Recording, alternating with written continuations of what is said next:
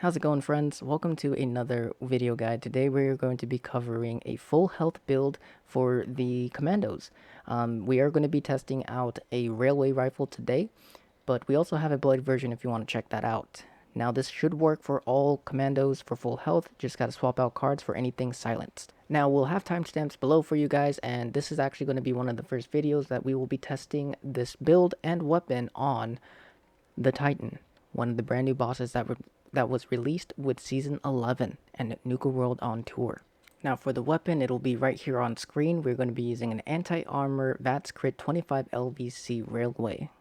This is the same railway we used when we first did our bloody build. I'll leave a link for the video below if you guys want to check that out. But with that, let's go ahead and check out the perk cards. Now for the perk cards, I will be changing some of the perk cards in the middle of the video, but this is what I would use if I was going to be running in a team. We have Strange in Numbers, Inspirational for Charisma, because Strange in Numbers only works if you have teammates. Now this build is based around a lot of damage. We're going crit. We have Adrenaline to stack some extra damage for the ads that we'll be taking out. And yeah. Now for the sake of soloing, I will be removing Inspirational and Strange in Numbers to add Lone Wanderer. Now for the legendary perk cards, we have Follow Through and Master Infiltrator, but you can swap out Master Infiltrator for take one for the team if you want some more damage if you do play with friends. But we also have maxed out Agility, Strength, and Intelligence, as well as level 2 Charisma. Now for something slightly different, we're going to go over the mutations real quick. Right now, all of my mutations are suppressed because I just redid them. But again, this is what I would technically use if I was going to be playing in a team. But for solo purposes, I will be reusing Herd Mentality because once this suppressed effect runs out, I will have negative effects, which would not be good. Now that that's all out of the way, let's go ahead and head right over to Earl. Now, for running this, I'm going to be using just a few buffs because I want it to be something that everyone will have access to. It is very easy to farm up some certain foods to increase your damages, but for this video we're going to be doing Overdrive, Psychotats, and Ballistic Bach. But as you can see, the damage is actually quite nice. The crits are hitting consistently and we're managing to stay in Sneak. Now with Sneak for this build, it's a little rough around the edges, but with a full health build, since you can tank so much damage, being able to manage it and go in and out of caution and being in danger is okay, because not only will you be able to start gathering all the Wendigos because you're in danger, you'll be able to stack up that adrenaline and proc that gun fu for some extra damage that you can also be dishing out to Earl when you're able to get the VATS in. But we're going to skip on ahead. Here is the end of the Earl. We managed to clear him out fairly quickly. If I didn't focus too much on the ads, it probably would have been a little bit faster, but the additional damage from Adrenaline and Gun Fu was very, very nice. Now for the Titan, the difference between Earl and our big fluffy mole rat is that I feel like the Titan is a lot squishier than Earl when it comes to soloing, and you'll see why. But if you're ever going to solo Titan, I highly recommend carrying a melee weapon, a chainsaw or auto axe, if anything, or buzzsaw, anything automatic that's melee. Make life a little bit easier. Now the difference between the Titan and Earl is that the Titan will overwhelm you very quickly. As for Earl, he occasionally spawns every time you take out a portion of his health, which isn't too bad and easily managed. As for the Titan, he is constantly spawning waves, even when he's swapping positions after each phase. To manage this, I really do recommend using the chainsaw or automatic melee weapon to make life a little bit easier for that first wave of mole rats, so then you can clear those out. But, again, Adrenaline and Gun Fu does make a huge difference. Another thing that I would like to point out for the Titan has multiple weak spots. The head, the chest, and the back. Unfortunately, you cannot VATS the back, but if you go behind them, you'll be able to do yellow damage, I guess, is what it... yeah. Anyways.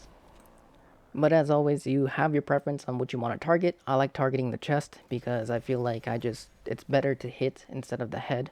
And since you can't VATS the back, just would probably be a good choice, right? Now the damage on the Titan is insane with this gun. But remember when I said that you can be overwhelmed very quickly? This is how. And it gets really rough, especially when you're using or trying to use VATS.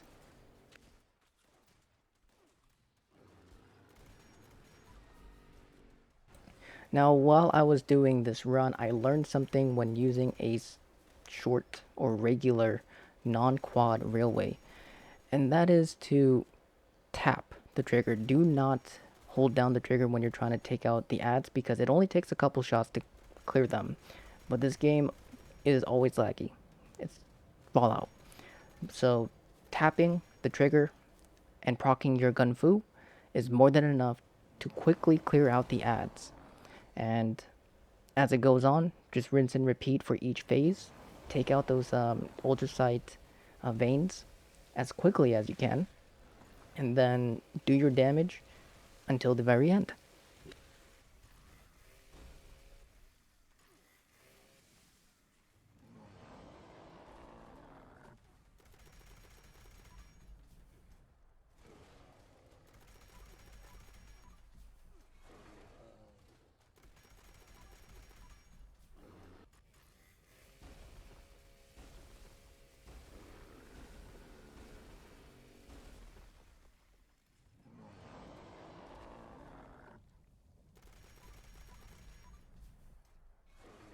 Happy to say that, yeah, this can solo. Huge thing about full health build is that you just have so much life to spare. Like, you can do some serious damage with a railway rifle. That's why this gun is just absolutely insane. But first solo Titan, for me, it's it was pretty intense, but a lot of fun.